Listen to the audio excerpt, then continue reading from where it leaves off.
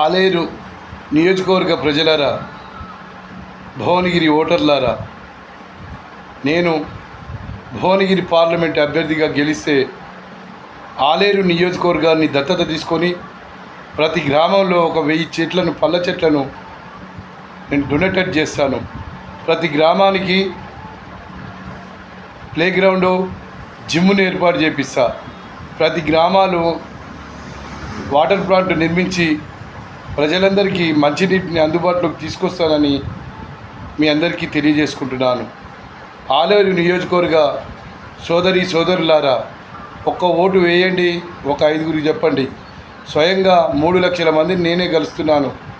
మీరు తప్పకుండా నా గురించి ఇది అందిన వారందరూ కూడా షేర్ చేయాలని మిత్రులకు, శ్రేయభిలాషులందరికీ తెలియజేసుకుంటున్నాను. మీ యాదగిరి, భువనగిరి పార్లమెంట్.